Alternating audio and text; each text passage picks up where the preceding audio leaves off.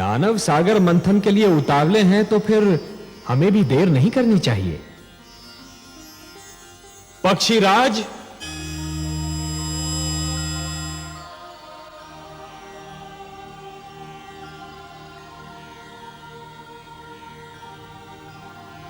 आज्ञा है लक्ष्मीपति। पक्षीराज, आप हमारे सुदर्शन के साथ मंदर पर्वत पर जाइए। जो आज्ञा देवेश्वर।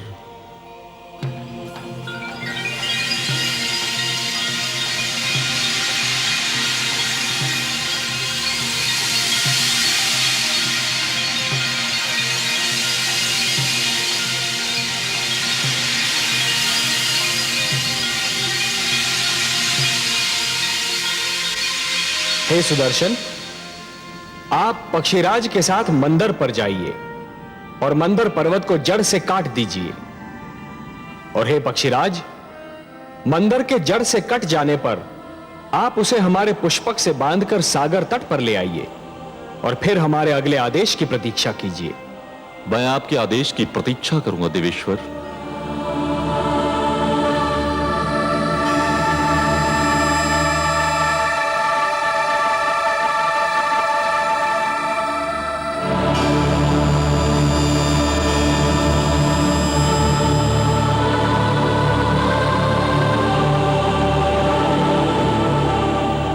सुदर्शन, आप अपने कार्य का शुभ आरंभ कीजिए।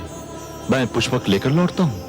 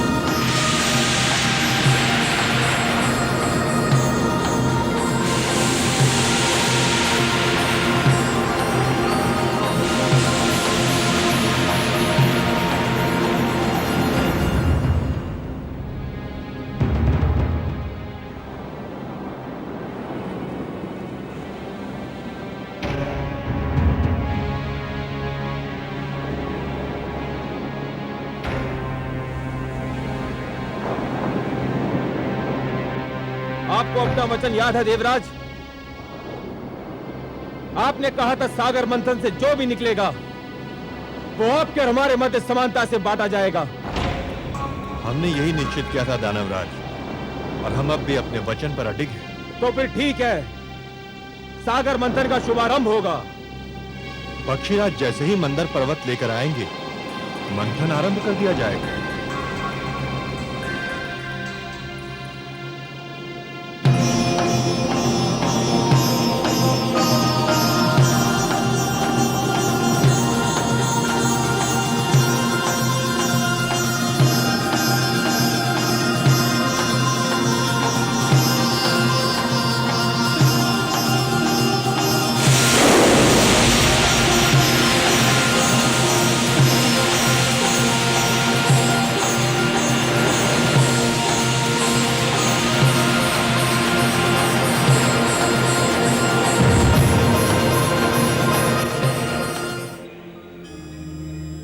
नारायण नारायण। आइए देवर्षि। प्रणाम माता। प्रणाम सर्वेश्वर। प्रणाम। आपने बुलाया मुझे? हाँ देवर्षि, हमें आपका सहयोग चाहिए। हे लक्ष्मी नारायण, ये तो आपकी महानता है कि आप मेरी सेवा को सहयोग का नाम देते हैं। आदेश दीजिए। समुद्र मंथन होने वाला है देवर्षि, समुद्र मंथन। परंतु एक समस्या है। वासुकी नाग का प्रयोग डोरी के रूप में होना है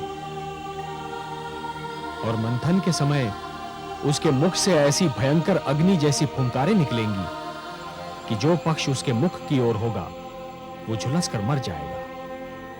ये तो सत्य है प्रभु। समस्या ये है देवर्षि कि यदि दानव मरे तो दैत्य गुरु शुक्राचार्य उन्हें पुनः जीवित कर देंगे, और यदि देवता मरे तो उनकी संख्या कम हो जाएगी और समुद्र मंथन संभव ही नहीं हो पाएगा। ये तो चिंता का विषय है देवेश्वर। इसकी ओर तो मेरा ध्यान ही नहीं गया। इसीलिए तो मैं ये चाहता हूं देवर्षि कि पाला बांटते समय कुछ ऐसा हो कि वासुकी की दुम की ओर देवता हो और वासुकी के मुख की ओर दानव हो। इसीलिए मैंने आपको थोड़ा सा कष्ट दिया। नारायण नारायण, आपकी लीला धन्य है प्रभु। देवर्षि, ये केवल मेरी लीला नहीं, आपकी बुद्धि की परीक्षा भी है। वासुकी के मुख की ओर दानव और दुम की ओर देवता। बस ये समझिए कि आपकी क्षमता की परीक्षा है ये। आपको परीक्षा लेने में और मुझे परीक्षा देने में जो आनंद आता है उसका अनुमान केवल मेरी लक्ष्मी माता को है। क्यों माता? नारायण नारायण।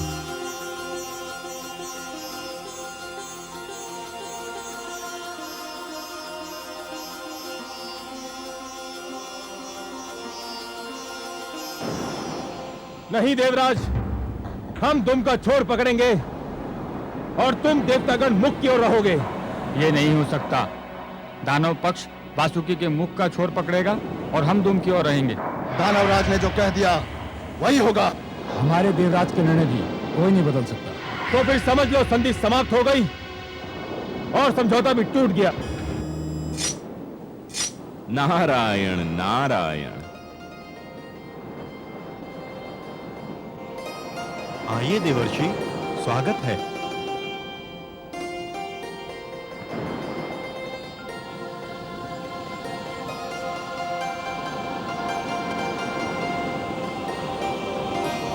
वातावरण का ताप बहुत बढ़ा हुआ दिख रहा है। किस विवाद ने ताप को बढ़ा दिया है? देवर्षि, आप ही निर्णय कीजिए। हमारा कहना है कि दानव वासुकी के मुख का छोर पकड़ेंगे और देवता दुम का छोर, पर ये दानव मान ही नहीं रहे हैं। हे देवर्षि, समझौते का प्रस्ताव देवराज लेकर आए थे, हमने मान लिया। अब हम प्रस्ताव रख रहे हैं तो देवराज क्यों नहीं मानते? उचित है, सर्वथा उचित है। देवराज, दानवराज का तर्क बुद्धिसंगत है। ये आप क्या कह रहे हैं देवर्षि? आप तो दानवों का पक्ष ले रहे हैं। मैं पक्ष नहीं ले रहा हूं देवराज, मैं तो वही कह रहा हूं जो न्याय संगत है। हे देवराज, शरीर में मुख श्रेष्ठ होता है या पांव? 100% मुख। वो ऊपर होता है, ऊंचा होता है, शरीर की पहचान बताता है। तो फिर तो श्रेष्ठ की ओर उसी को ही होना चाहिए जो स्वयं भी श्रेष्ठ हो। क्या कहना चाहते हैं आप देवर्षि?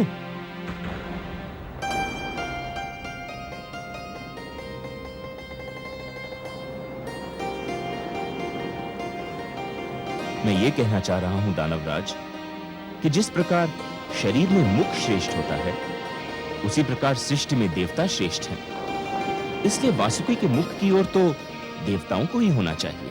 आप हमारा अपमान कर रहे हैं देवर्षि। हमने देवताओं को परास्त किया है, युद्ध क्षेत्र में उन्हें सर झुकाने पर विवश कर दिया था। देवता श्रेष्ठ थे, अब नहीं है, और पराजित कभी श्रेष्ठ नहीं हो सकता। अब तो केवल हम श्रेष्ठ हैं। उचित है, सर्वथा उचित है। इस विषय पर तो मैंने भी नहीं सोचा था। श्रेष्ठ वही होता है जो विजयी होता है।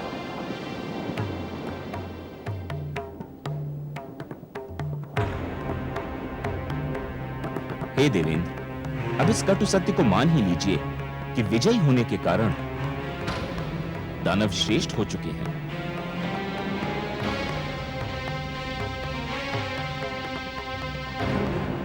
हे दानवराज, श्रेष्ठता की कुछ मांगे होती हैं और प्रथम मांग यह होती है कि उसे हमेशा श्रेष्ठ की ओर रहना पड़ता है। यह मांग तो तभी पूरी हो सकती है जब आप वासुकी के श्रेष्ठ भाग की ओर हो। यदि श्रेष्ठ की यही मांग है तो हम वासुकी के मुख की ओर का पाला स्वीकार करते हैं।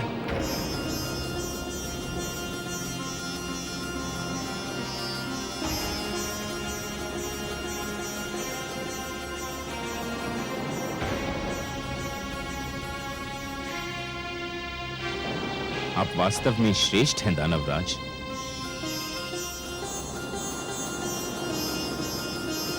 देवऋषि नारद की जय! देवऋषि नारद की जय! देवऋषि नारद की जय! नारायण नारायण। नारद के इस खेल से दानव थे अनजान, जीत हुई फिर ज्ञान की, हार गया अज्ञान। सागर मंथन के लिए दोनों दल तैयार, लेकिन क्या हो पाएगा देवों का उद्धार।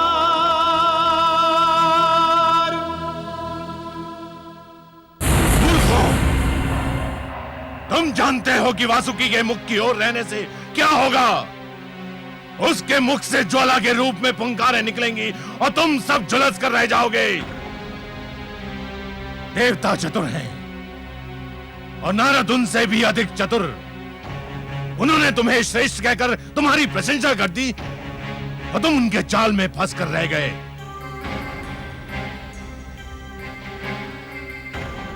परंतु गुरुदेव, अब तो हमने उनका प्रस्ताव मान लिया है। यदि अब हमने उनका निर्णय नहीं माना तो हमारे अपने लोग हमें संदेह की दृष्टि से देखने लगेंगे। भूल मेरी थी जो मैंने तुम लोगों पर भरोसा किया। मुझे स्वयं वहां पर उपस्थित रहना चाहिए था। अब क्या होगा गुरुदेव? बाण धनुष से निकल चुका है। जाओ, जाकर मंथन आरंभ करो। मुझे स्वयं देवताओं की चतुराई पर दृष्टि रखनी है। जाओ। जो आज्ञा गुरुदेव।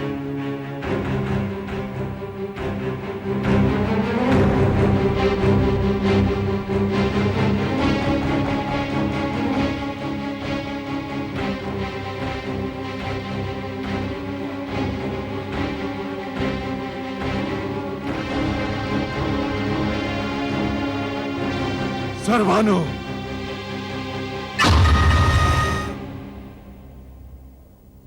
आज्ञा गुरुदेव। सर्वानु, समुद्र मंथन होने जा रहा है। मुझे चिंता है कि देवता जितने चतुर हैं, दानव उतने ही मूर्ख। ना जाने मैं कब से उनकी मूर्खता को चतुराई में बदलने की चेष्टा कर रहा हूं। मुझे विश्वास है कि देवता अमृत के बंटवारे में भी चतुराई अवश्य दिखाएंगे। तो फिर आपका मेरे लिए क्या आदेश है? मैं ये कार्यभार तुम्हें सौंपता हूं।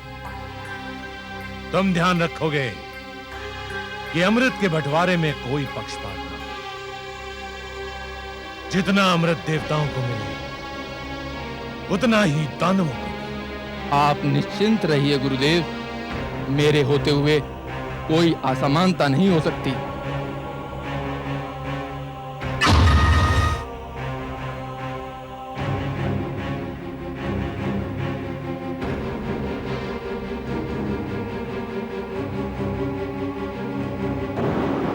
हे पक्षीराज, अब पर्वत को उठाइए और इसे समुद्र के बीचों बीच रख दीजिए।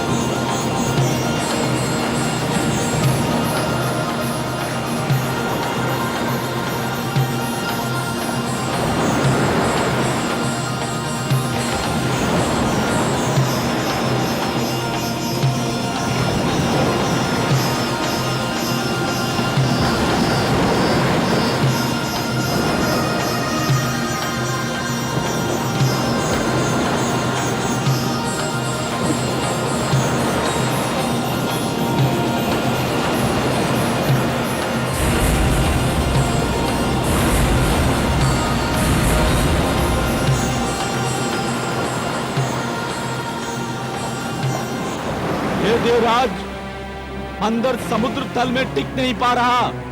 यदि इसे समुद्र के नीचे कोई ठोस वस्तु ना मिली तो ये डूब जाएगा। इसे कोई ठोस आधार चाहिए। तो फिर मंथन कैसे होगा देवराज? कोई उपाय तो करना ही होगा। हम इतने बड़े आकार की कोई ठोस वस्तु कहाँ ढूंढने जाएंगे जिस पर मंदराचल टिक सके? मेरी तो बुद्धि काम नहीं करती। हमें कोई ठोस चट्टान तो ढूंढनी ही होगी। ये जटिल कार्य तो आप देवताओं को ही सुहाएगा। हमें अनुमति दीजिए। दानवराज ठीक कह रहे हैं, हमारे पास नष्ट करने को समय नहीं है। चलो दानवीरों, हो चुका सागर मंथन। ठहरिए दानवराज। देवराज, हम ठहर कर क्या करेंगे? मंथन तो संभव नहीं है। समुद्र मंथन यदि इतना सरल होता, अमृत का मिलना यदि इतना सहज होता दानवराज, तो यह कार्य कब का हो चुका होता।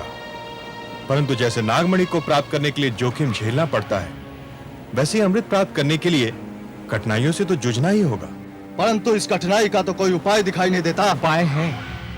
हे देवराज, क्षीर सागर वासी भगवान विष्णु के अतिरिक्त और कोई नहीं जो हमारी सहायता कर सके। हाँ देवराज, केवल वही हमें इस संकट से उबार सकते हैं। हमें लक्ष्मी नारायण से सहायता मांगनी चाहिए। हमें अपने लक्ष्मीपति की स्तुति करनी चाहिए।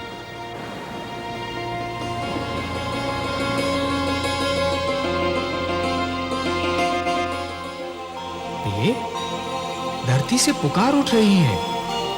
मुझे बुलाया जा रहा है। हाँ कमल नयन, संकट बढ़ रहा है।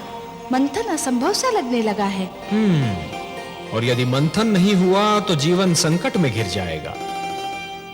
देवता अमृत से वंचित रह जाएंगे और दानव संस्कृति की जीत हो जाएगी। परंतु हे कमल नयन, मंथन कैसे होगा? मंदराचल तो समुद्र में डूबा जा रहा है।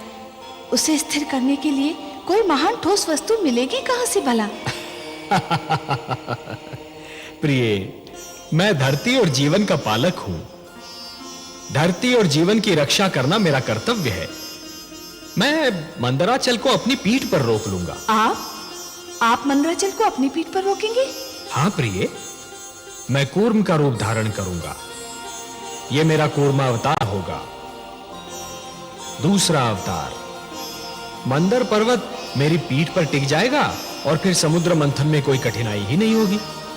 परंतु हे कमल नयन, आपने तो कहा था कि आप मानव लोक पर उसी समय जाएंगे जब मानव कल्याण को कोई संकट होगा। ये तो देवताओं और दानवों का झगड़ा है। इसमें हस्तक्षेप करने के लिए आपको अवतार लेने की क्या आवश्यकता है?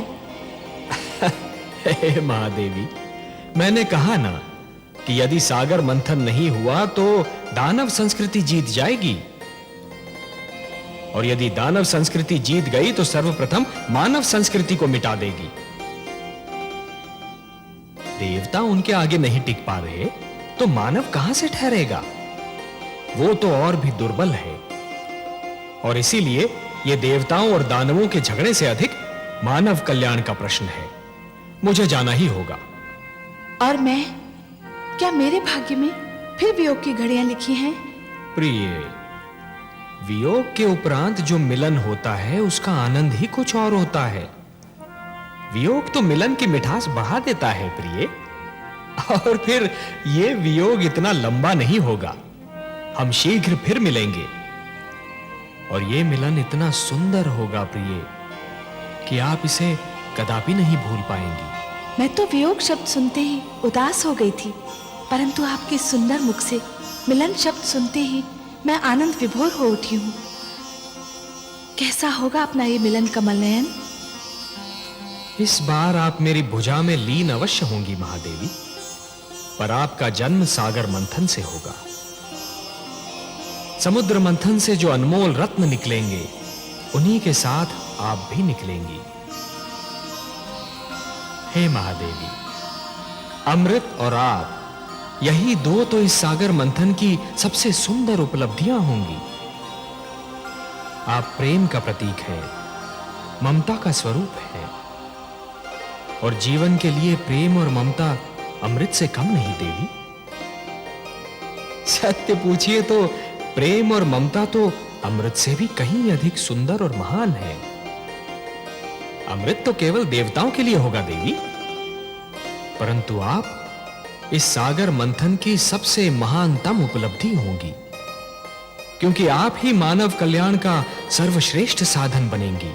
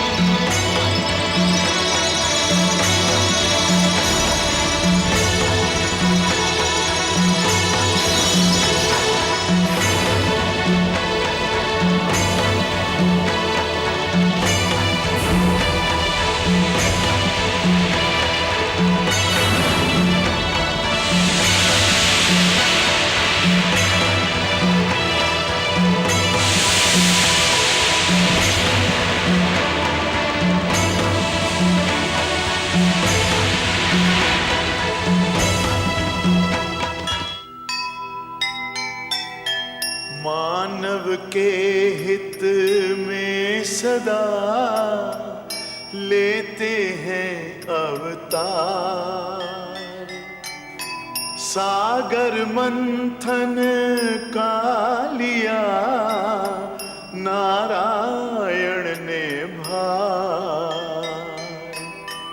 लीलाधर भगवान की लीला बड़ी अनूप। धरती के कल्याण को लिया कुर्म का रूप। लिया कुर्म का रूप।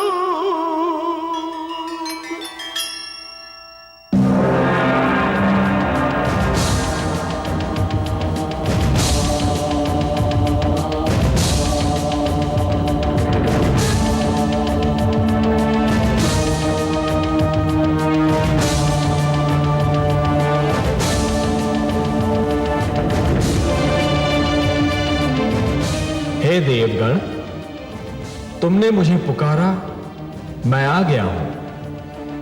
यह कूर्म नहीं, स्वयं मैं हूं। मैं सागर तल में जा रहा हूं देवगण। मैं मंदराचल को अपनी पीठ पर धारण करूंगा। फिर मंदराचल कदापि नहीं डूबेगा और तुम देव और दानव सरलता से सागर मंथन कर सकोगे।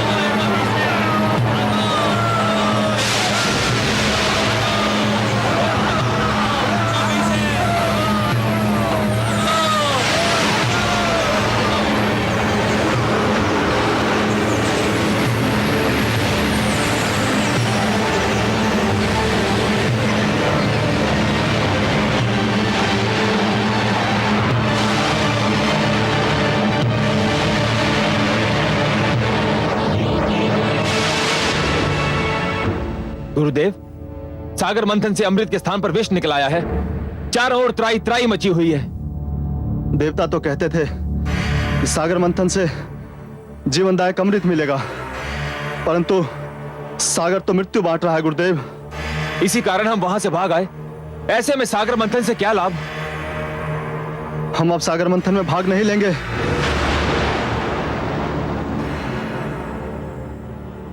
मूर्खता मत दिखाओ। तुमने ये कैसे मान लिया कि सागर मंथन से केवल अमृत निकलेगा, और वो भी सबसे पहले? मूर्खों, इस मंथन से अनेक ऐसे पदार्थ, अनेक ऐसे रत्न निकलेंगे जिसकी किसी ने कल्पना भी ना की होगी। परंतु गुरुदेव, अभी तो सागर तट पर जाना मृत्यु को निमंत्रण देना होगा। वहां चारों ओर विशाली वायु के बादल फैले हुए हैं और फैलते ही जा रहे हैं। वहां तो खड़े रहना भी असंभव है। ना जाने ये कैसा विष है। इस विष का नाम है कालकूट, और ये हलाहल है। परंतु तुम क्यों चिंता करते हो? मेरे पास भी संजीवनी मंत्र है, और मैं तुम्हें मरने नहीं दूंगा। तुम सब मेरे आश्रम में ही ठहरो और इस विपत्ति के टलने की प्रतीक्षा करो। तुमसे अधिक तो देवता चिंतित होंगे, क्योंकि देवताओं के लिए मंथन और अमृत तुम्हारी तुलना में अधिक महत्व रखता है। अब देखना है कि वो इस विपत्ता को टालने के लिए क्या उपाय करते हैं। जो आज्ञा गुरुदेव। रक्षा कीजिए, रक्षा कीजिए।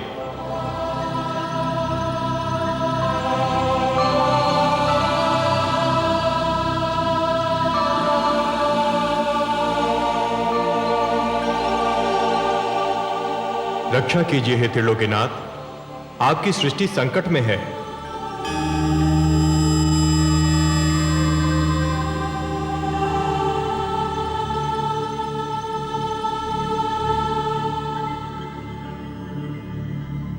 हे विश्वेश्वर, सागर मंथन से जीवनदायक अमृत के स्थान पर प्राणघातक विष निकला है। सृष्टि में हाहाकार मचा है। हे आदि प्रजापति, हे देवगण, जीवन को अमर बनाने के लिए मृत्यु से हर पग पर टकराना तो अवश्य पड़ता है। इसी संघर्ष में तो जीवन का सौंदर्य निहित है।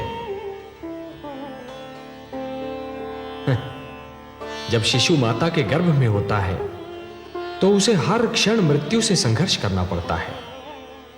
शिशु के जन्म से पूर्व माता भी जीवन और मृत्यु के इसी संघर्ष का अनुभव करती है। परंतु जैसे ही शिशु का जन्म होता है, समस्त सृष्टि मुस्कुराती है।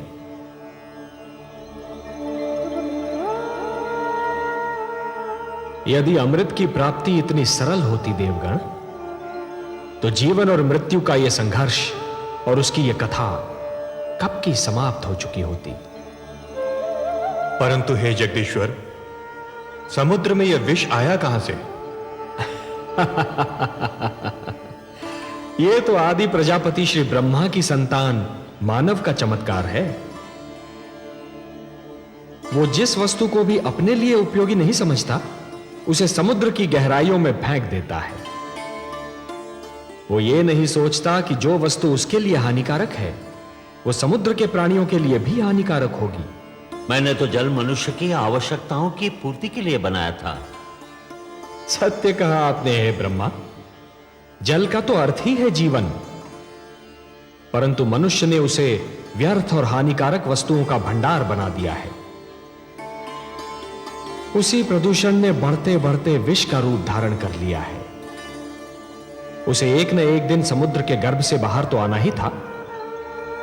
हे लक्ष्मी नारायण, क्या यह नहीं हो सकता कि यह विष जहां से आया है, इसे उसी समुद्र में वापस फेंक दिया जाए? नहीं देवराज, नहीं। यह समस्या का समाधान नहीं है। यह तो समस्या से भागने का एक असफल प्रयत्न है। यदि इस विष को पुनः समुद्र के गर्भ में फेंक दिया गया, तो वह दृष्टि से ओझल अवश्य हो जाएगा, पर उसके अस्तित्व का अंत नहीं होगा। वो कल फिर समुद्र के गर्भ से बाहर निकलेगा, किसी और पीढ़ी के लिए संकट बनेगा। देवराज, संकट का समाधान अगली पीढ़ी के लिए छोड़ देना स्वार्थ है, कुनीति है। हे सर्वेश्वर, सागर मंथन आपके आदेश के कारण आरंभ हुआ था। अमृत की प्राप्ति हमारे लिए नितांत आवश्यक है, परंतु इस विष के कारण मंथन स्थगित हो चुका है। आपका आदेश अधूरा रह गया है। हम मंथन करके आपके आदेश का पालन करना चाहते हैं, परंतु यह विष बाधा बन गया है। देवगण, ये बहुत जटिल समस्या है और इसका समाधान केवल भोलेनाथ कर सकते हैं। मैं देख रहा हूं कि इस संकट का निवारण केवल उन्हीं के पास है। चलिए, मैं भी आप सबके साथ उनकी सेवा में चलता हूं।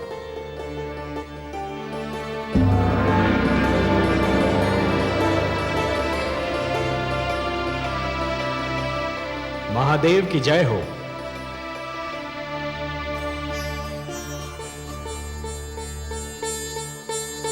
मेरे अहोभाग्य, आज कैलाश धन्य हो गया। आज कैलाश को त्रिमूर्ति के ही नहीं, समस्त देवताओं के भी दर्शन हो रहे हैं। मैं आप सबको प्रणाम करता हूं। कैलाश पर आप सबका स्वागत करता हूं। हे देवाधिदेव, हे महादेव, सृष्टि पर संकट की छाया गहरा रही है। संकट? हाँ भोलेनाथ, संहार करता तो आप हैं, परंतु आज आपकी इच्छा के बिना मानव जीवन पर संहार का प्रारंभ हो गया है। देवता और दानव मिलकर अमृत की प्राप्ति के लिए समुद्र मंथन कर रहे थे, परंतु इस मंथन की सर्वप्रथम भेंट कालकूट विष सिद्ध हुई है। अब यह विष समस्त सृष्टि के लिए संकट बना हुआ है। समस्या यह है कि इस विष के प्रभाव से यदि दानवों की मृत्यु हुई तो दैत्य गुरु शुक्राचार्य आपके दिए हुए संजीवनी मंत्र की शक्ति से उन्हें पुनर्जीवित कर लेंगे। श्री विष्णु की कृपा से देवताओं की भी सुरक्षा हो जाएगी, पर इस विष के दुष्प्रभाव से मेरी संतान, मेरा निर्दोष मानव समाप्त हो जाएगा। इसीलिए मैं आपसे विनती करता हूं कि हमारी सहायता कीजिए। हे महादेव, कालकूट विष सारे विश्व को अपनी लपेट में ले रहा है। हम पर कृपा कीजिए, इस संहारक विष को नष्ट कीजिए। देवराज, संहार करता तो केवल मैं हूं। विष भी मेरा ही आविष्कार है। विष मेरे लिए संहार करने का शस्त्र है और किसी भी विष को नष्ट नहीं किया जा सकता। विष को रोका जा सकता है, विष को सीमित किया जा सकता है, विष के दुष्प्रभाव को समाप्त किया जा सकता है, परंतु विष को नष्ट नहीं किया जा सकता। और हां देवराज, संसार में कालकूट ही एकमात्र विष नहीं है। विष तो कटु वाणी में भी होता है, अश्लील विचारों में भी होता है। वाणी के विष को यदि कानों में ही रोक लिया जाए तो उसका प्रभाव हृदय तक नहीं पहुंचता, और अश्लील विचारों के विष को यदि मस्तिष्क में प्रवेश न करने दिया जाए तो वो चरित्र को हानि नहीं पहुंचा सकता।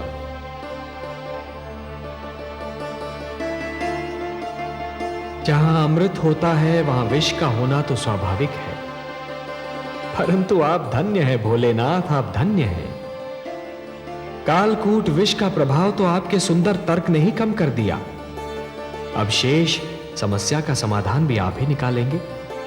आपने सत्य कहा कि विष को नष्ट तो नहीं किया जा सकता, परंतु उसे रोका अवश्य जा सकता है, और यह कार्य केवल आप ही कर सकते हैं देवाधिदेव। हे त्रिलोकेश्वर, आप सब चलकर मेरे पास आए हैं। यहां आकर आपने मुझ पर कृपा की। आपके आदेश का पालन करके मुझे हर्ष होगा। मुझे कालकूट को कहीं रोकना होगा, उसकी सीमा का निर्धारण करना होगा। जगत के कल्याण के लिए यह कार्य मैं अवश्य करूंगा। आप चिंता न करें, मैं आपके साथ सागर तट पर चलता हूं।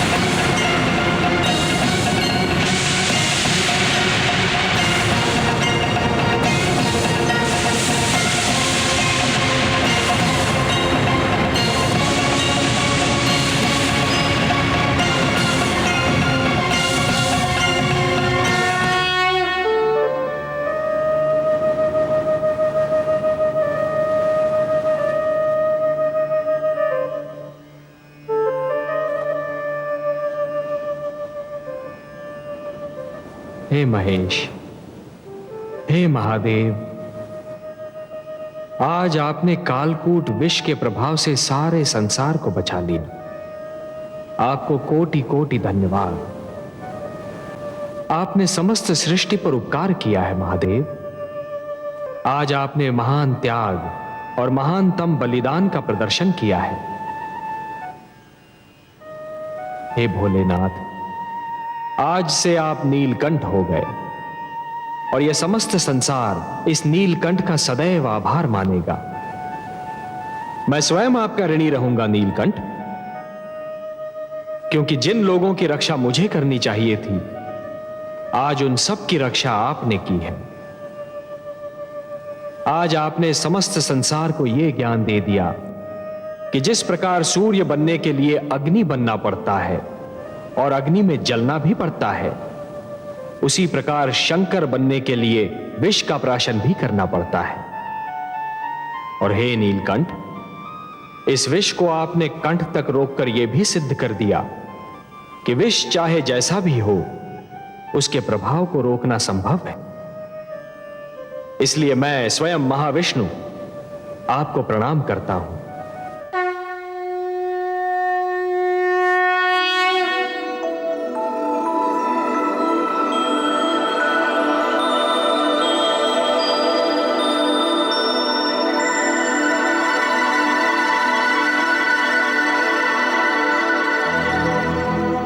सबकी रक्षा के लिए किया आज विषपान, देवों के भी देव हैं नीलकंठ भगवान, देवों के भी देव हैं नीलकंठ भगवान।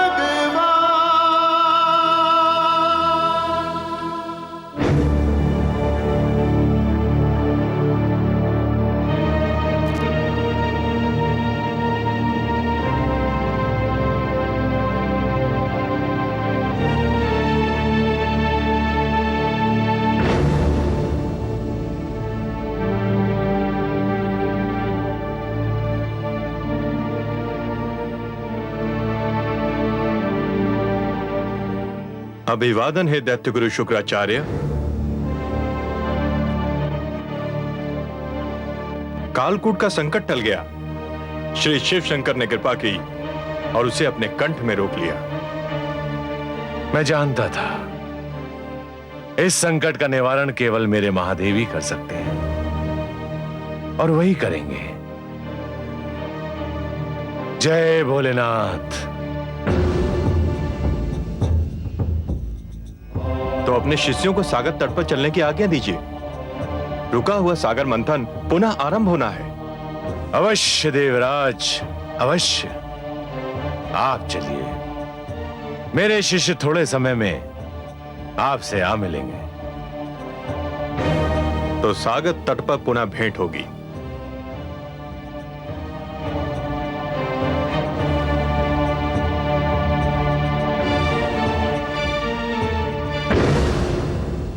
गुरुदेव, क्या मैं पुनः जाना होगा?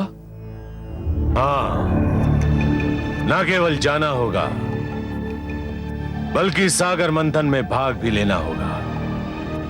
अमृत कितना महत्वपूर्ण है यह केवल मैं जानता हूं। देवराज इंद्र की बात भूल गए तुम? संजीवनी मंत्र जितना तुम्हारे लिए आवश्यक है, अमृत उतना ही मेरे लिए आवश्यक है। तुम सब तुरंत सागर तट पर पहुंचो।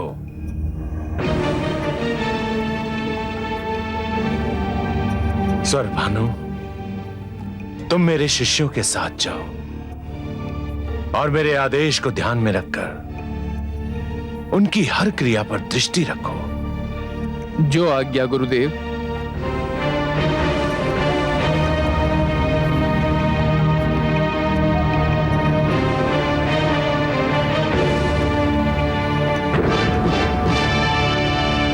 देवराज, हम आ गए। मंथन आरंभ कीजिए। हम तो प्रस्तुत हैं कालकेतु। हमें केवल आपकी प्रतीक्षा थी। देवताओं, सागर मंथन का शुभारंभ कीजिए।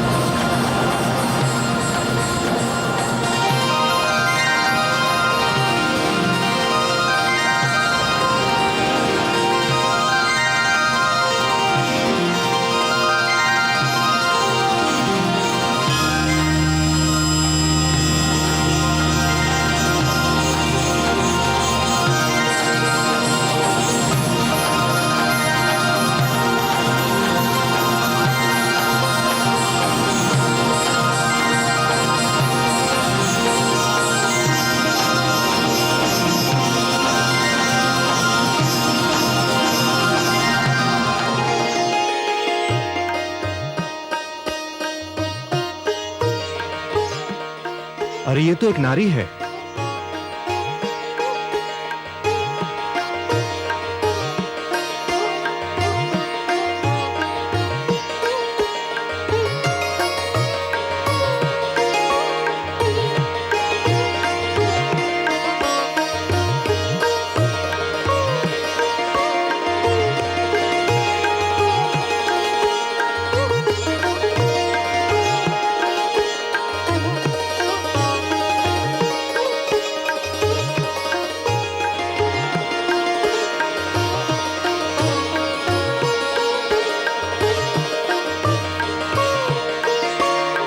हर्षल, इतनी सुंदर नारी कभी देखी थी पहले? नहीं दानवराज, ये तो कोई स्वर्ग की अप्सरा दिखाई पड़ती है। मूर्ख हो तुम। स्वर्ग की अप्सराएं तो इसके पांव की धूल के समान होंगी। तनिक इसका रूप तो देखो।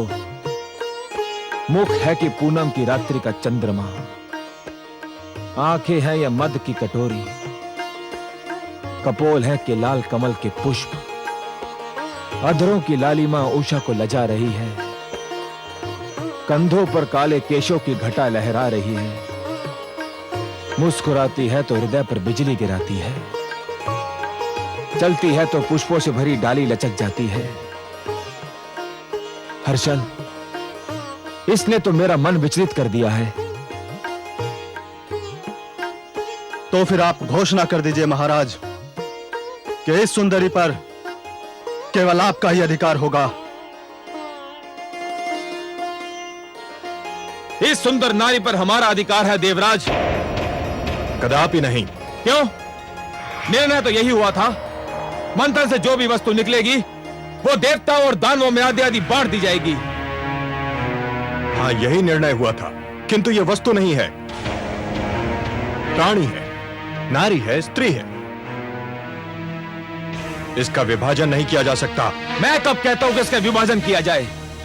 मैं स्वयं इसे इसी रूप में प्राप्त करना चाहता हूं जिस रूप में दिखाई दे रही है। निर्णय बहुत सरल है देवराज, यह सुंदरी हमें दे दो। इसके उपरांत मंथन से जो भी निकलेगा वो तुम देवतागण ले लेना। दानवराज बिल्कुल ठीक कह रहे हैं। ये केवल नारी और सुंदरी नहीं है, देवी है। और देवी केवल देवताओं की संगति में रह सकती है, दानवों की संगति में नहीं। तुम हट कर रहे हो देवराज। यह हट का नहीं, सिद्धांत का प्रश्न है। यह देवी तुम्हें नहीं दी जा सकती। तो फिर हम समझौते के अंत की घोषणा करते हैं देवराज। हम समझौता समाप्त नहीं करना चाहते, परंतु यदि यही एक मार्ग रह गया है तो हमें स्वीकार है। समझौते के अंत का दूसरा अर्थ समझते हो देवराज? समझौते का अंत युद्ध का आरंभ होता है। अब हमारी भेंट युद्ध क्षेत्र में होगी। आपकी इच्छा दानवराज, तुम हमें युद्ध के लिए तैयार पाओगे।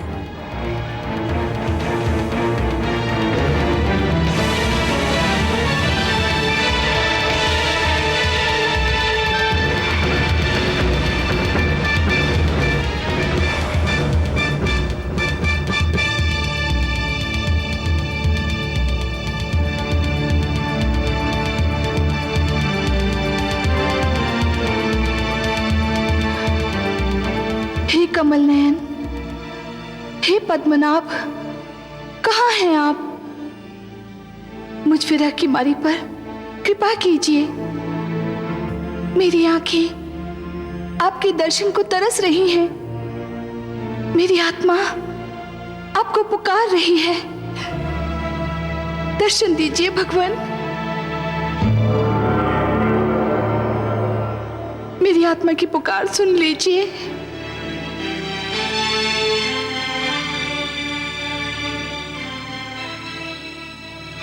महादेवी, कमल नयन, आपने हमें पुकारा, हम आ गए आपके पास।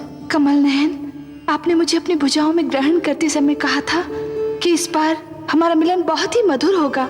हाँ देवी। परंतु धरती पर मुझे आपसे दूर करने की चेष्टा की जा रही है। देवता और दानव मुझे आपसे छीनने के लिए तत्पर हैं, एक दूसरे से युद्ध करने के लिए तैयार हैं। हे कमल नयन, सागर से निकलते ही सबसे पहले मुझे आप ही का ध्यान आया था। आपसे क्षणिक वियोग भी मुझसे सहन नहीं होता। हे महादेवी, उपवन के भाग्य में वसंत का सुख सदैव नहीं होता, उसे पतझड़ का दुख भी झेलना पड़ता है। उसी प्रकार जीवन में भी मिलन का आनंद सदा के लिए नहीं छाया रहता देवी। वियोग की घड़ियां भी आती हैं। तो कब बीतेंगी यह विरह की घड़ियां? मैं तो आप ही की हूं, आप ही के लिए बनी हूं।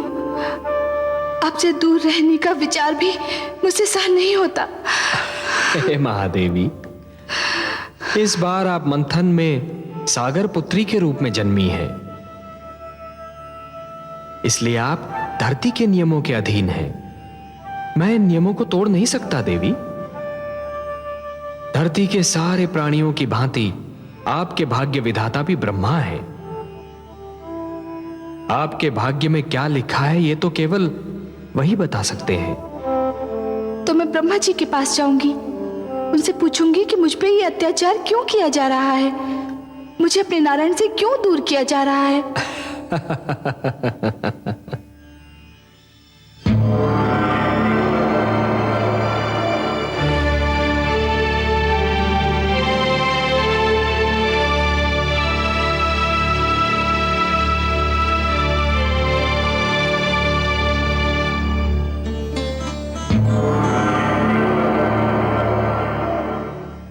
हे ब्रह्मा,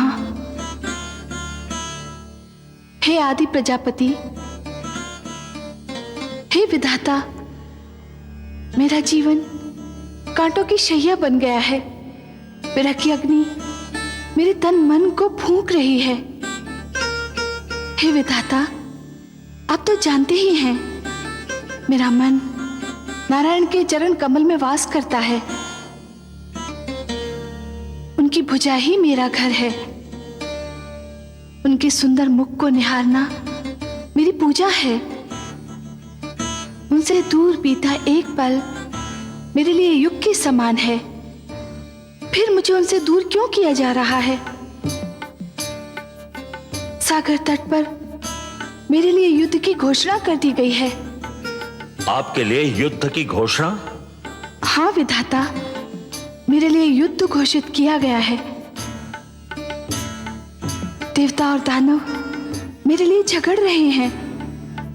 देवता चाहते हैं कि मैं उनकी संगति में रहूं और दानवों की इच्छा है मैं उनकी संपत्ति बन जाऊं।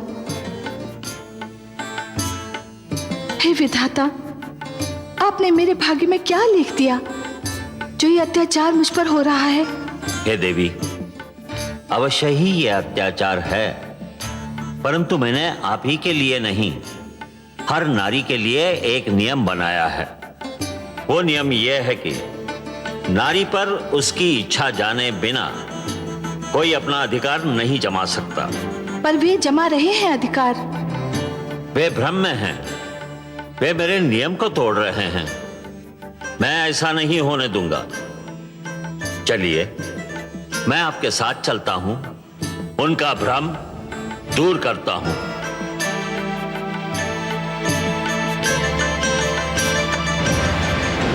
देवताओं, ध्यान रहे कि समझौता तोड़ने की स्थिति तुमने बनाई थी, हमने नहीं। हम तो अब भी कहते हैं सागर मंथन से जन्मी सुंदरी हमें दे दो, हमारा समझौता बना रहेगा। यह संभव नहीं कालकेतु, हम तुम्हारी ये मांग नहीं मान सकते। इसके लिए यदि युद्ध होता है तो हमें कोई चिंता नहीं। चलो वीरो, आक्रमण करो। ठहरो।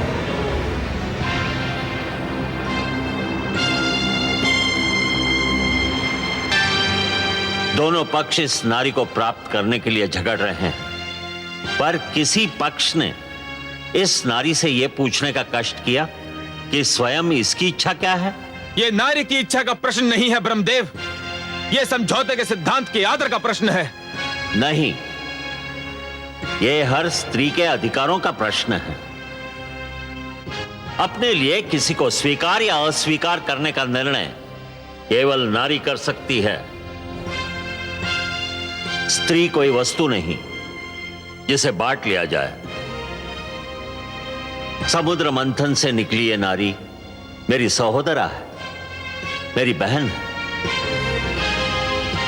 ये सागर पुत्री किसे स्वीकार करेगी, इसका अधिकार मैं इसी को देता हूं। आज मैं एक नई प्रथा के शुभारंभ की घोषणा करता हूं। यह स्वयंवर की प्रथा होगी। स्वयंवर? हाँ, स्वयंवर, जो हर नारी का अधिकार होगा। अपनी इच्छा से अपनी पसंद का वर चुनने का अधिकार। इस सागर पुत्री के हाथों में एक पुष्पमाला होगी। यह पुष्पमाला इसके मन की इच्छा की प्रतीक होगी। फिर यह सागर पुत्री जिसके गले में यह माला डाल देगी, समझा जाएगा उसी को इसने अपना वर चुन लिया। मैं समस्त देवता और दानव समाज को इस सागर पुत्री के स्वयंवर समारोह में भाग लेने का निमंत्रण देता हूं।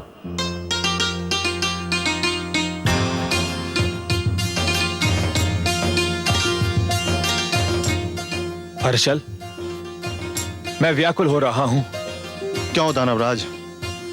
न जाने ये चंद्रमुखी, ये मृगनयनी किसे चुनेगी? आपको ही चुनेगी दानवराज। ये तुम कैसे कह सकते हो हर्षल? है तो नारी ही दानवराज, और नारी केवल उसी को चुनती है जिसके पास शक्ति होती है। भुजाओं की शक्ति या धन की शक्ति, और ये दोनों ही शक्तियां आपके पास हैं। दानवराज, आपने देवताओं को परास्त किया है। नारी विजय का हाथ छोड़कर पराजय का हाथ कदापि नहीं थामती। आप विश्वास रखिए दानवराज, यह सुंदरी केवल आपको ही चुनेगी। नारायण नारायण।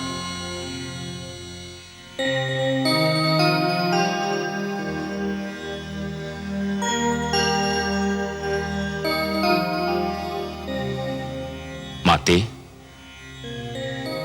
जिसके अधरों की मधुर मुस्कान सारे संसार को आनंद का संदेश देती है, जिसके सुंदर मुखड़े का ध्यान ही प्राणियों के मन में उजाला कर देता है, आज स्वयं वही दुख और चिंता की मूर्ति बनी हुई है। किस चिंता ने आपके सुंदर मुख को अपनी छाया से ढक रखा है माते? मैं बहुत दुखी हूं देवर्षि, बहुत चिंतित, बहुत हताश। कल ब्रह्मा जी ने मेरा स्वयंवर रखा है। कल मुझे किसी के गले में वरमाला डालनी ही है। तो इसमें इतनी चिंता की क्या बात है माते? मुझे तो ये चिंता है देवर्षि कि इस स्वयंवर समारोह में उन्होंने सभी को आमंत्रित किया है, पर मेरे नारायण को कोई निमंत्रण नहीं भेजा। मैं तो उनके अतिरिक्त किसी और के गले में वरमाला डालने की सोच भी नहीं सकती। और पिताश्री ने उन्हीं को नहीं बुलाया? हाँ, यही चिंता मुझे व्याकुल किए जा रही है। ये तो वास्तव में अन्याय है। आप ही कुछ कीजिए ना देवर्षि। मैं अपने नारायण से विनती अवश्य कर सकता हूं, पर बिना निमंत्रण के वे आएंगे या नहीं, ये तो उन पर ही निर्भर करता है। नारायण नारायण।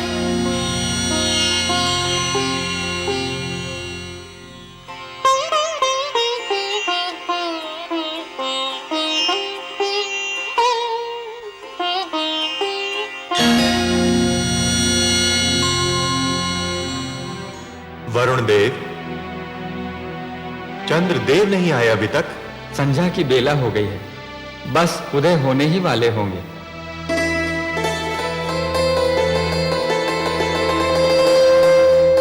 लीजिए आगे चंद्रदेव।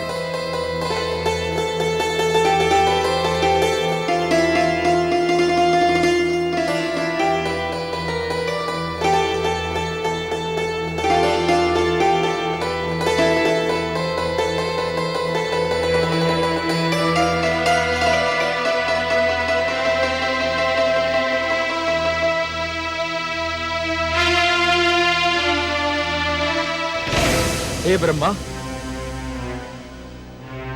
मेरी समझ में नहीं आ रहा क्या कारण समय को नष्ट किया जा रहा है। जिन दानव देवताओं को आमंत्रित किया था वे सब तो आ चुके हैं, अब देर किस बात की?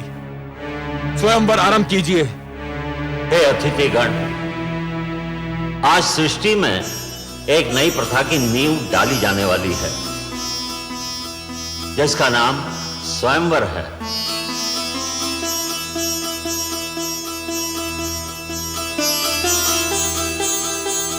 अर्थात अपनी इच्छा से अपने लिए वर चुनने का अधिकार केवल कन्याओं को प्राप्त होगा।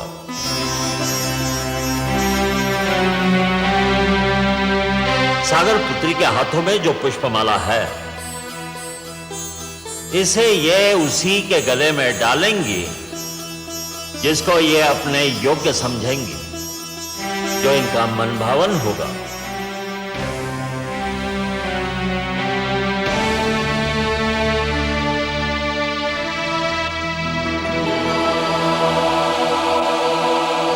हे सागर पुत्री,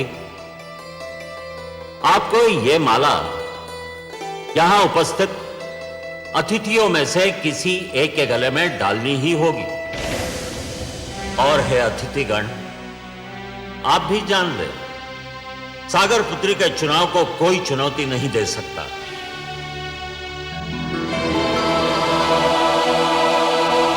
ये जिसे चुनेंगी उसी को इनका अंतिम निर्णय समझा जाएगा। उस पर कोई विवाद नहीं करेगा, किसी को भी आपत्ति करने का अधिकार नहीं होगा। हे देवी, मैं स्वयंवर समारोह के आरंभ की घोषणा करता हूं। आगे बढ़िए और जिसे आप अपने योग्य समझें उसके गले में यह पुष्पमाला डाल दें।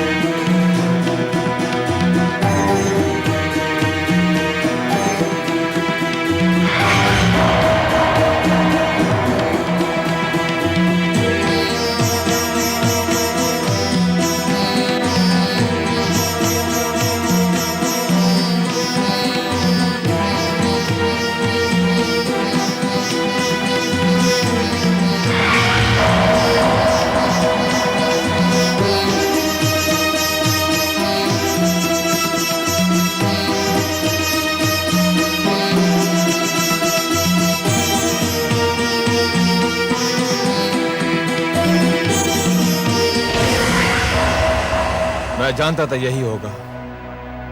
अब तो और कोई शेष नहीं रह गया है।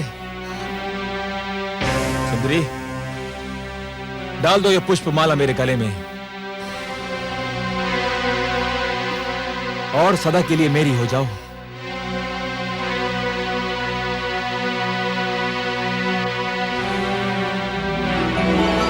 सुंदरी, इतना विलंब क्यों?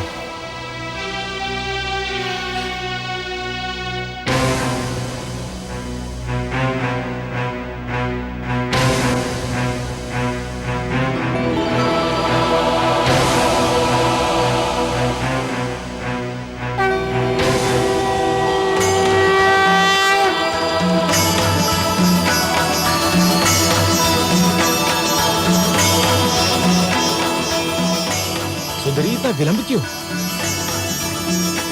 प्रिय,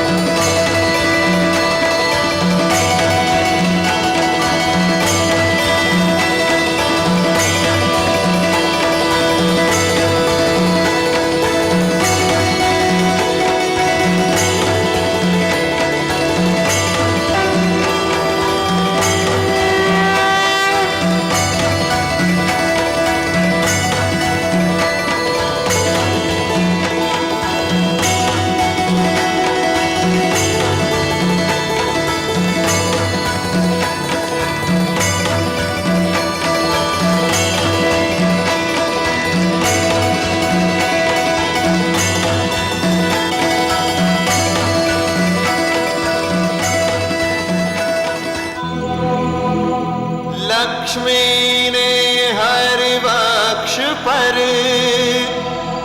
वरमाला दी डाल। धन्य स्वयंवर की प्रथा, धन्य हुई जयमाल। धन्य स्वयंवर की प्रथा, धन्य हुई जयमाल।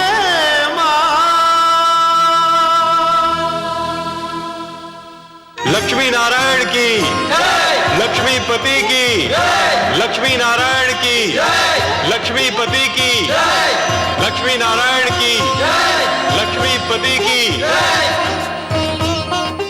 स्वागत है सर्वेश्वर। स्वागत है माता। आइए।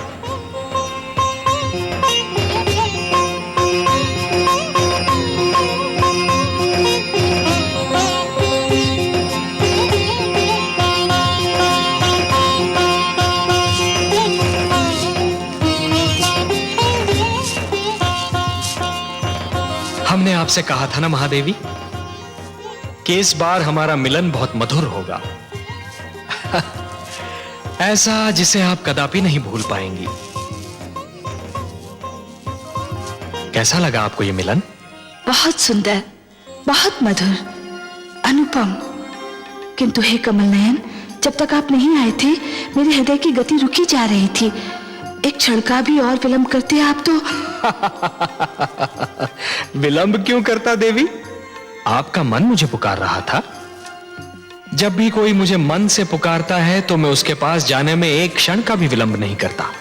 और आप तो देवी, जिन रंगों से हमारा जीवन चित्र बना है ना, उस चित्र के सुंदरतम रंग आप हैं। आपके बिना तो हमारा जीवन अधूरा है, अस्तित्व अधूरा है। तो आपके पास आने में मैं विलंब क्यों करता?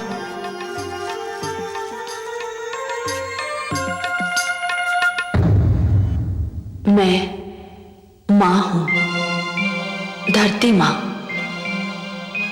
श्री विष्णु ने अपना वचन निभाया। सचमुच माता लक्ष्मी से इस बार उनका मिलन इतना अधीर था कि स्वयं मेरी आंखों में हर्ष के आंसू छलकने लगे। दानव एक बार फिर अपनी हार पर क्षुब्ध होकर रह गए।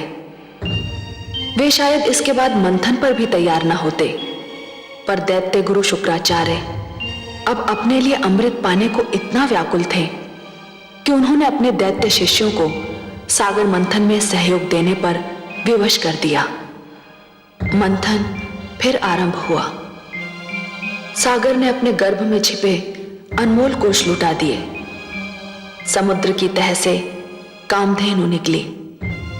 ऐरावत, अश्व, कल्प वृक्ष जैसे अनमोल रत्न निकले, पर प्रतीक्षा तो थी अमृत की, उस पदार्थ की जो मृत्यु की मृत्यु है।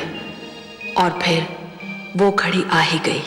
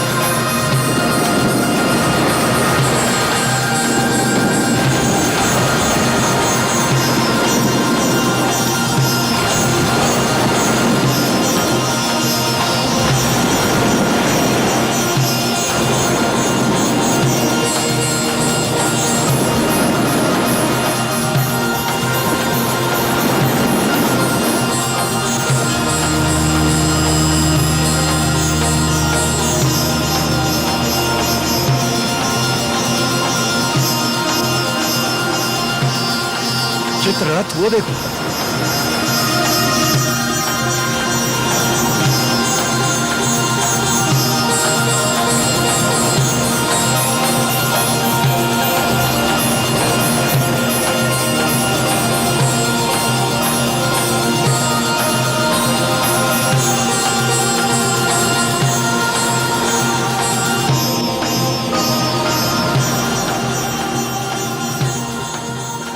उस कलश में अवश्य ही अमृत होगा।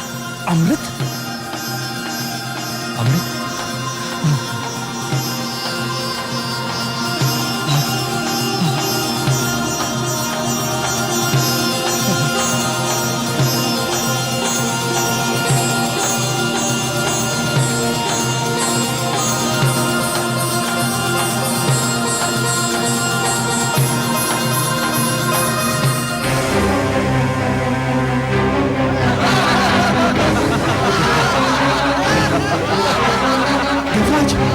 दोनों में से एक है। हमारे साथ धोखा हुआ है।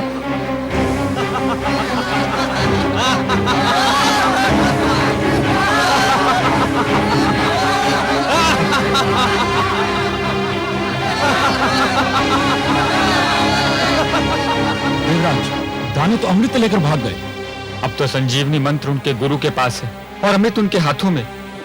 यह तो सर्वनाश हो गया देवराज। हमारे साथ भयंकर छल हुआ है। अब क्या होगा?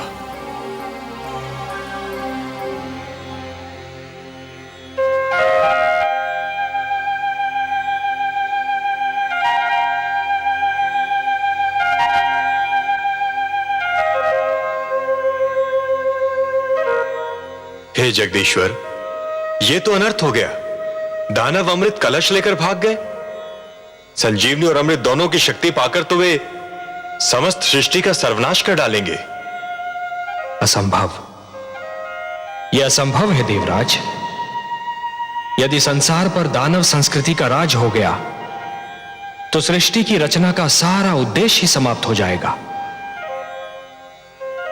सृष्टि की रचना तो सुंदर विचारों के पनपने के लिए, शांति की सुगंध फैलाने के लिए और मानव को उन्नति के शिखर तक पहुंचाने के लिए की गई है। नहीं देवेंद्र, नहीं। धरती पर दानवी विचारों के लिए कोई स्थान नहीं है। दानव संस्कृति का उत्थान सृष्टि के सौंदर्य का अंत होगा, और मैं यह कदापि नहीं होने दूंगा देवेंद्र। आप चिंता न कीजिए, अमृत पर केवल देवताओं का अधिकार है, और अमृत कलश को आप तक पहुंचाना मेरा उत्तरदायित्व। हे त्रिलोकीनाथ, आप चाहें तो क्या नहीं कर सकते। यह आशा लेकर ही तो हम आपके चरणों में उपस्थित हुए हैं।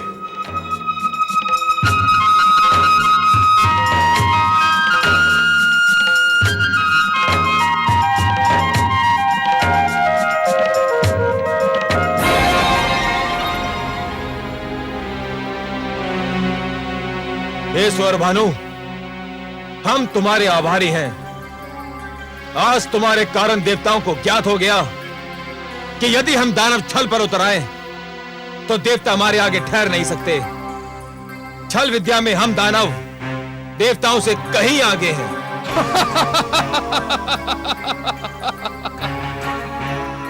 मुझे तो गुरुदेव ने भेजा ही इसी उद्देश्य से था कि मैं अमृत को देवताओं के हाथों में ना पड़ने दूं। अब ये सारा अमृत हम पी जाएंगे दानवराज। देवतागण इसकी एक बूंद को भी तरस जाएंगे। चले थे अमृत पीकर अमर होने। सोचो मित्रों, संजीवनी और उस पर अमृत, जैसे सोना और उस पर सुहागा। अब हम तीनों लोगों पर छा जाएंगे। देवताओं को बड़ा घमंड अपने भगवान विष्णु पर। अब हम देखते हैं कि वो अभिमानी विष्णु हमारा क्या बिगाड़ पाता है।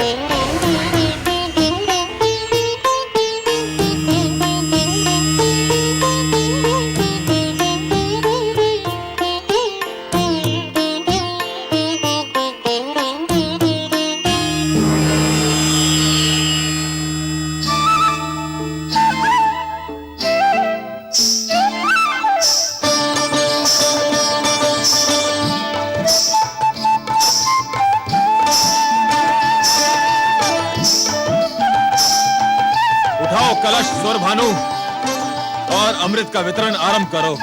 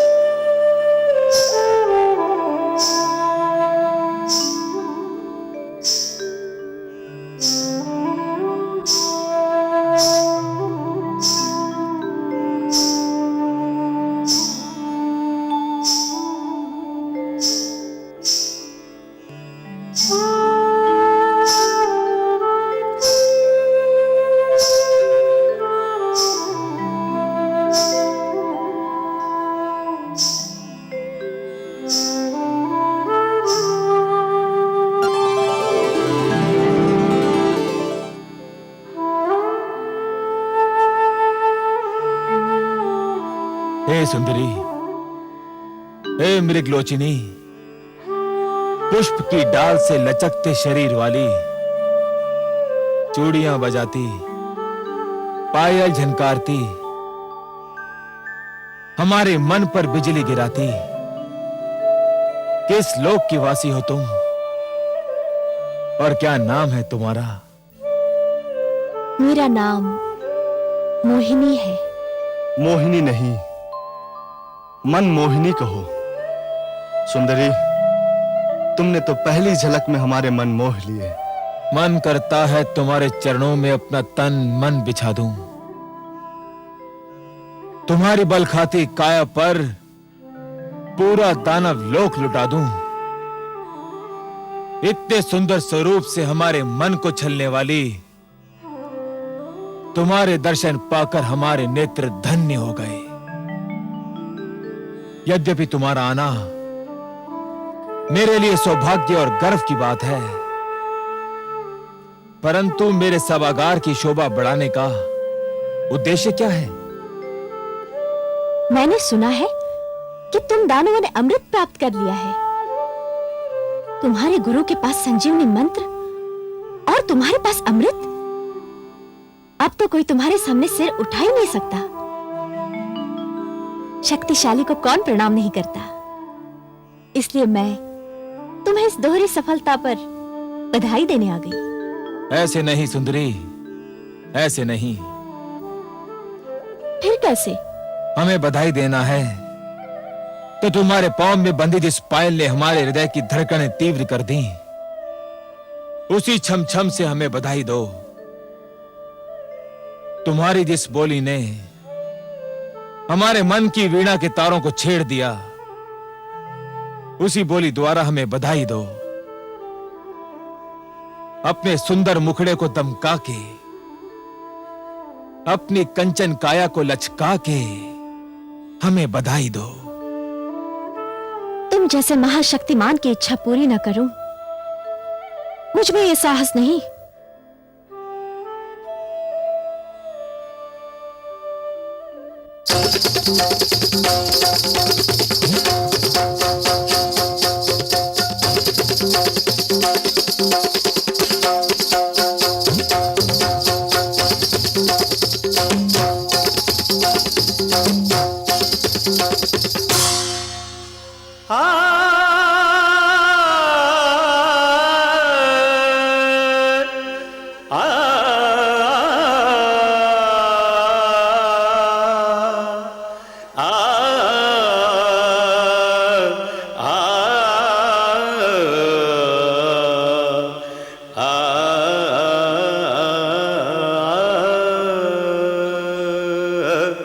मत्स्य बने फिर कच्छप बन के,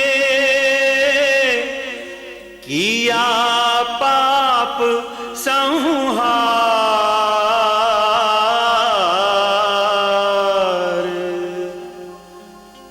अब नारी के रूप में प्रगटे, जग के पालनहार।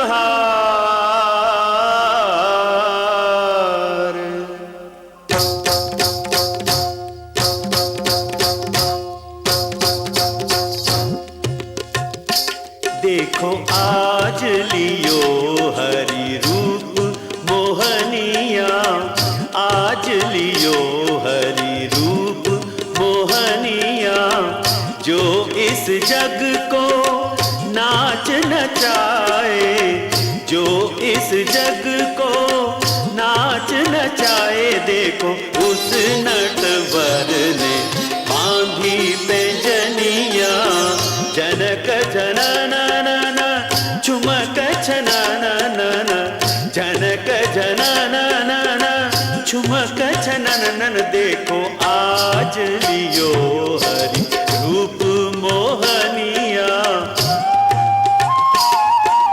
निसा निसा रे सारे पग मरे सा निसा रे धा नि प म ग म नि द प नि सा रे पग मरे सा निसा रे मरे सा निसा रे मरे सा निसा।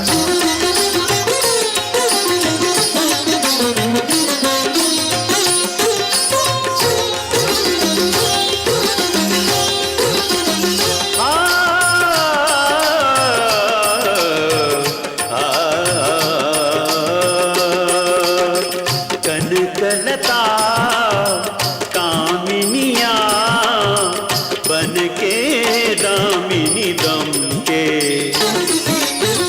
छलियों को छलने को मोहक रमणी बन के, गदयों को व्याकुल कर मदमाते नैनन से नैन बाण मारत है। आज चक्र को तज के देखो विश्व सजन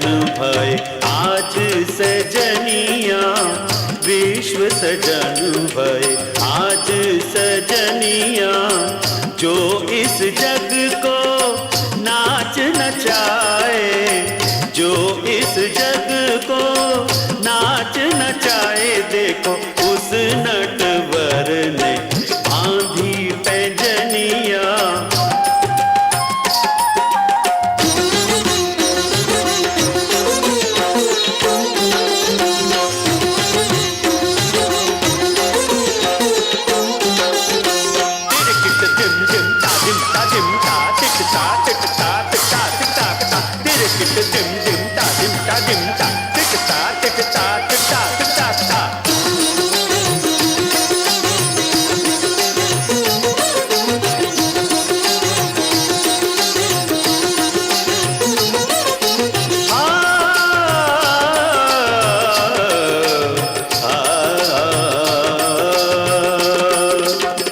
प्रेमातुर दानव दल भ्रम की लट में उलझे,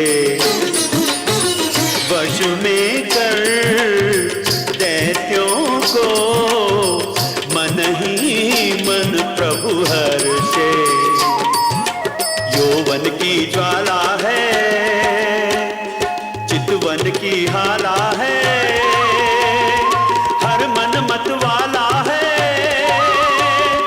कुछ होने वाला है। देखो सबको छकावत माया हिरनिया, सबको छकावत माया हिरनिया। जो इस जग को नाच नचाए, जो इस जग को नाच नचाए। देखो उस नटवर ने बांधी पैंजनिया। आज लियो हरि रूप मोहनिया, आज लियो हरि रूप मोहनिया।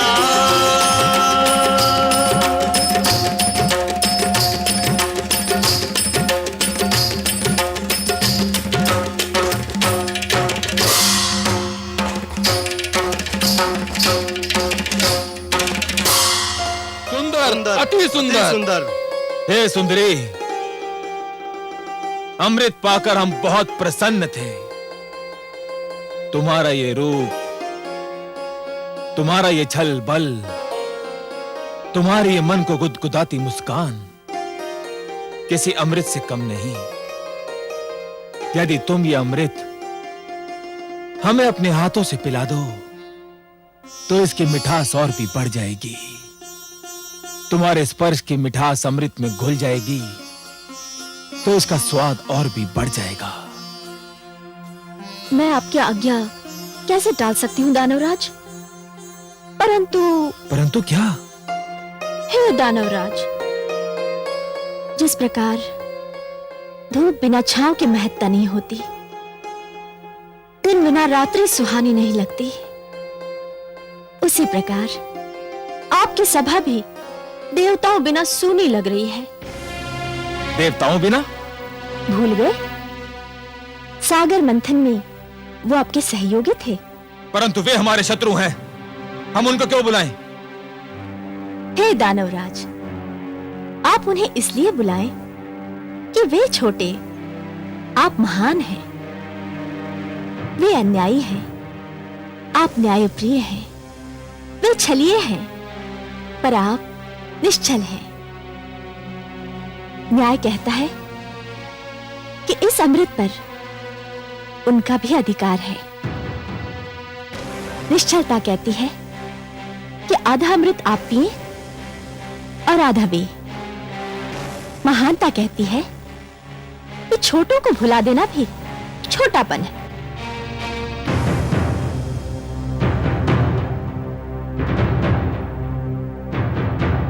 हे कमल नयनी, तुमने हमारे मन को हर लिया है। तुम्हारी बात टालना हमारे वश की बात नहीं। और चल, देवताओं को बुलाया जाए।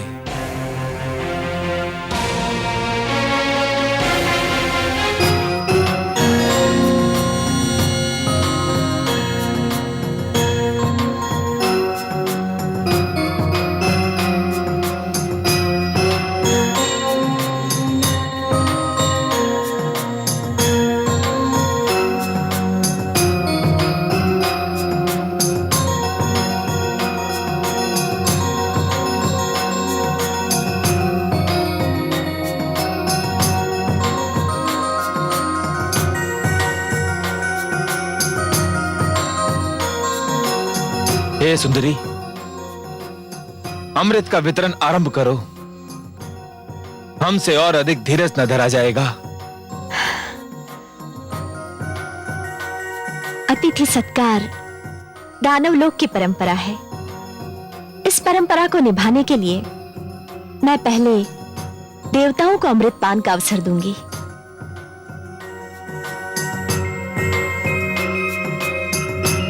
जैसे तुम्हारी इच्छा।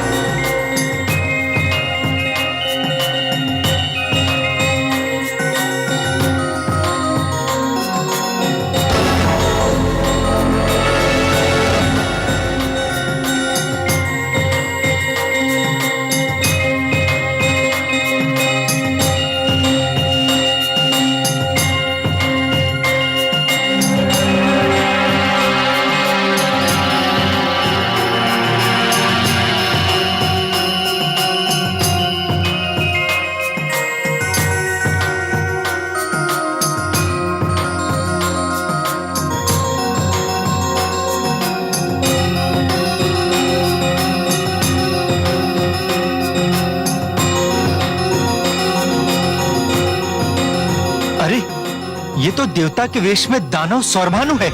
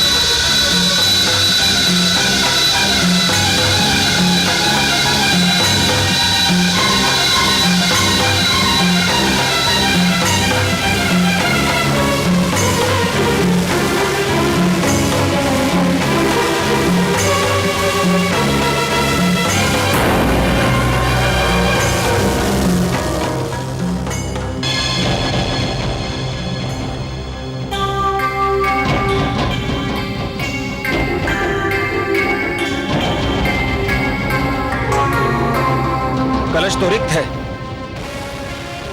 विष्णु ने सारा अमृत देवताओं को पिला दिया। छल, महाछल! विष्णु ने एक बार फिर हमसे छल किया, हमें मोहिनी बनकर ठग लिया। विष्णु, सावधान! मैं यहां हूं कालकेतु।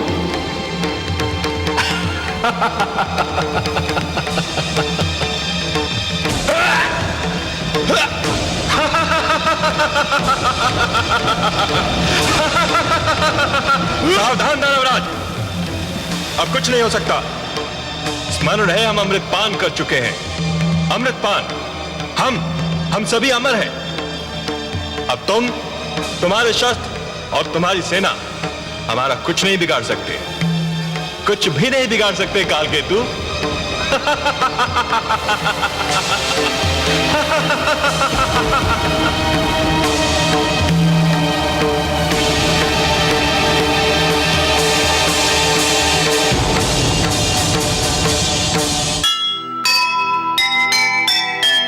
एक नहीं उसकी चली, हारा फिर एक बार। अमृत से वंचित